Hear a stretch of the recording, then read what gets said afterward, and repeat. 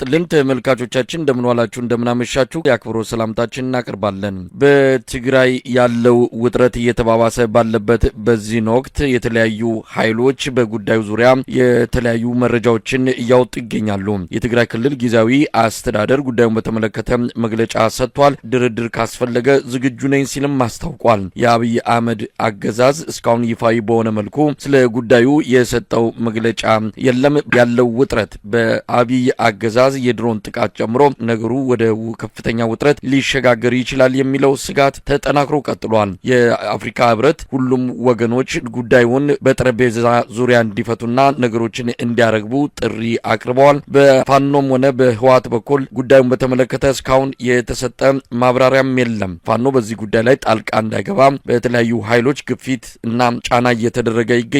ለማንኛውም በትግራይ ክልል ያለውን ወቅታዊ ሁኔታ እንመለከታለን። የዘውትር ተሳታፊያችን መስመር ላይ ይገኛል። እንግዲህ ብዙ ነገሮችን እየሰማን ነው። በተለይ በትግራይ ክልል ወደ አማራ ክልል ወልቃይት፣ ጠለምትና ራያ ከነዚህ ጋር ተያይዞ ህወሓቶች ጦራቸውን አስገብተዋል የሚል ነገር ተሰምቶ ነበረ። አሁን ባለው ሁኔታ ከፍተኛ ፍጥጫ እንዳለ በሁለቱም ወገኖች በኩል የድል ዜናዎች እየተሰማ ያሉ። ለማንኛውም በአንተ በኩል ምን አለ? ይህን የተመለከተ ልዩ መረጃም አንከር ሚዲያ ደርሶታል። ይህም በቀጥታ እንደምታቀርበው ተስፋ አደርጋለሁ። ወደ አንተ ልለፍና ያለው ሁኔታ ምን ይመስላል? አመሰግናለሁ መሳይ። እንግዲህ ችግሩ የተፈጠረው በጸለምት አካባቢ የሚገኙ የመንግስት ጄኔራሎች የቲዲኤፍ ወታደራዊ አዛዦችን በቀጠናው ሰላም ጉዳይ ላይ በፕሪቶሪያው ስምምነት ጉዳይ ላይ እንነጋገር በማለት በተለይ በዋናነት በዛ አካባቢ የሚገኘውን አርሚ 11 የሚባለውን የሎጂስቲክስ ኃላፊና ወታደራዊ አዛዦችን ለውይይት ከጠሯቸው በኋላ በመከላከያ ካምፕ ከተገኙ በኋላ ተማርካቸዋል በማለት እንዲቀመጡ ካደረጉ በኋላ በጌታቸው ረዳ የሚደገፉ በተለይ በዋናነት ከ6 ወርና ከ5 ወር በፊት የህወሓት ኃይሎችን ከድቶ የመከላከያ ሰራዊትን የተቀላቀለው ሀጎስ የተባለ በዛ አካባቢ የሚንቀሳቀስ ይህን ሰው ወደፊት በማስቀደም ሙሉ ጦርነት ለመክፈት ከፍተኛ ግፊት ተደርጎ ነበረ። እንግዲህ በዋናነት ምንድን ነው የጦርነቱ ዓላማ? ምንድን ነው? የቲዲኤፍ ኃይሎችን መምታት ነው?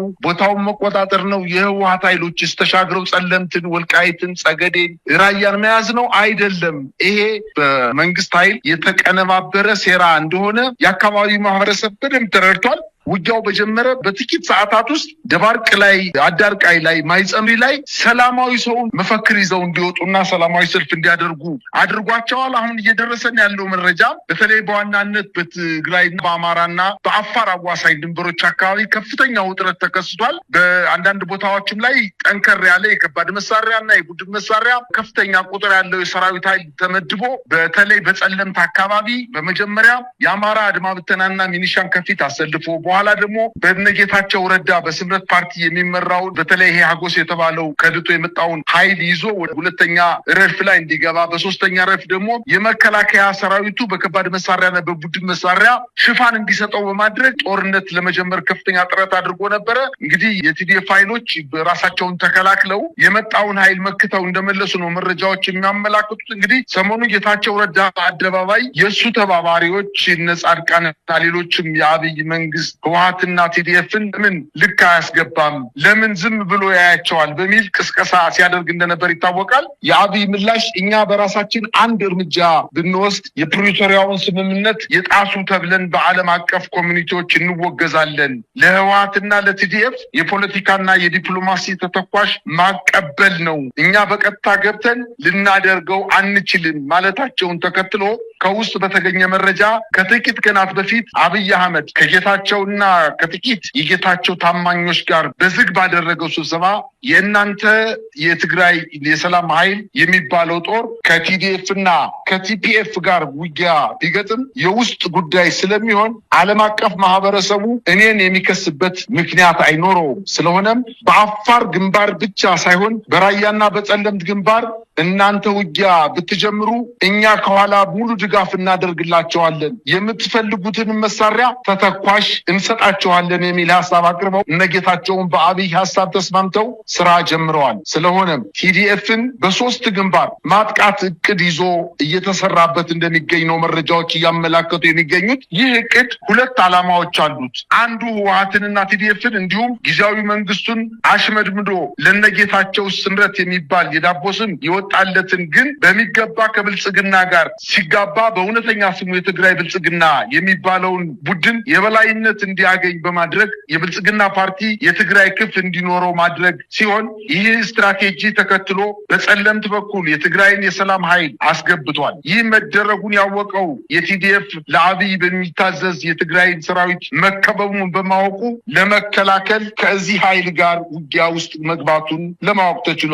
ይህ ሰበብ አድርጎ የአብይ መንግስት የራሱ ሰራዊት ከቲዲኤፍ ጋር እንዲዋጋ አድርጓል። በሁለቱም ወገን ቀላል ያልሆነ ጉዳት ተስተናግዷል። ሌላው በጸለምትና በራያ በኩል የትግራይ የሰላም ኃይል የተባለውን ቡድን በመጠቀም የሚከፈተው ጦርነት ቲዲኤፍን ራሱን ለመከላከል ሲል የሚወስደውን እርምጃ ራያና ወልቃይትን መልሶ ለመያዝ የተጀመረ የህዋት እንቅስቃሴ አድርጎ በማቅረብ በህዋትና በፋኖ በኩል የተጀመረውን በትብብር የአብይን አገዛዝን እንደምስስ የሚለውን ትልም እንዲሰናከል ማድረግ ዋነኛ ዓላማው እንደሆነ ይናገራሉ። የውስጥ አዋቂዎች እንደተገኘው መረጃ የአማራና የትግራይ ታጋዮች በጋራ የአብይን አገዛዝ ለመታገል ከፈለጉ በትግራይ በኩል ወልቃይትንም ሆነ ራያን በወታደራዊ ዘመቻ ለመያዝ የሚደረግ ጥረት እንደማይኖር ከነዚህ ሁለት አካባቢዎች ጋር በተያያዘ ችግሮች አብይ አህመድ ከተወገደ በኋላ በሁለት ወንድማማቾችና እህትማማቾች ህዝቦች በሰላማዊ ውይይት ሊፈታ እንደሚችል ነው። ይህ ስምምነት በፋኖና በቲዲኤፍ ብቻ ሳይሆን በሶስተኛና በአራተኛ አካላትም አማካኝነት በተደረገው ውይይት የተደረሰበት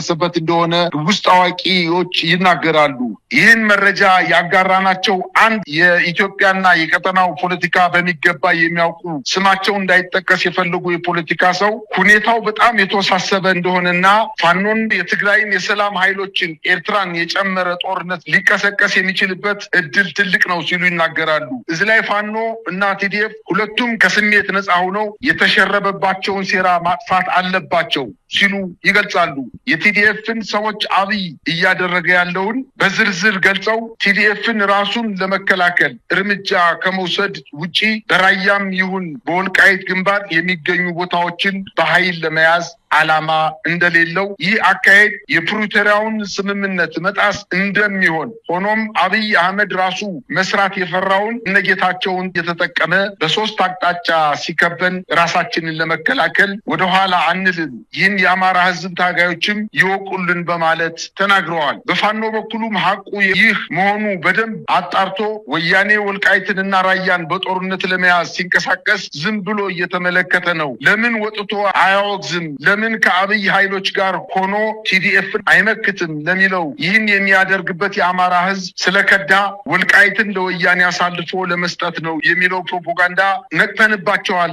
አችንን ከአብይ አገዛዝ ላይ አንነቅልም፣ ተባብረው ይመቱናል በሚል ስጋት ሁለቱን ኃይሎች ለማጋጨት በአማራ ፋኖ ውስጥም ወልቃይትን ከህዋት ጥቃት እንከላከላለን የሚሉ ቡድኖች እንዲፈጠሩና በፋኖ ውስጥም በሌላ ጉዳይ ላይ ክፍፍል እንዲፈጠር መሆኑን እንደሚያውቁ ለህዝባቸውና ለታጋዮቻቸው ማስረዳት አለባቸው። አብይ ለረጅም ጊዜ እንዲህ አይነቱን ከነጌታቸው የሚነሳ ግፊትን ወደ ጎን ብሎ አሁን ላይ ይህን ለማድረግ የፈቀደው በቅርቡ የተቋቋመ እውነተኛ የፋኖ አንድነት ከሌሎች ጸረ አብይ ከሆኑ ኃይሎች ጋር ተባብሮ አገዛዙን በመገርሰስ ትልቅ ትርጉም ያለው ክንውን መሆኑ መረዳቱ ነው። የፋኖ አንድነት ፋኖ ከየትኛውም አካል ጋር በአንድነትና በሙሉ ልብ የሚግባባበት ጊዜ መቃረቡን አብይ አህመድ አሁን በሚገባ ተገንዝቧል። ሁለቱ ቡድኖች ለመተባበር ያሳዩትን ፍላጎት በፍጥነት ወደ ተግባርም ቀይረው ሌሎችንም ስርዓቱን የሚገዳደሩ አካላትን ጨምረው የአብይ አገዛዝን ከኢትዮጵያ ህዝብ ጫንቃ ላይ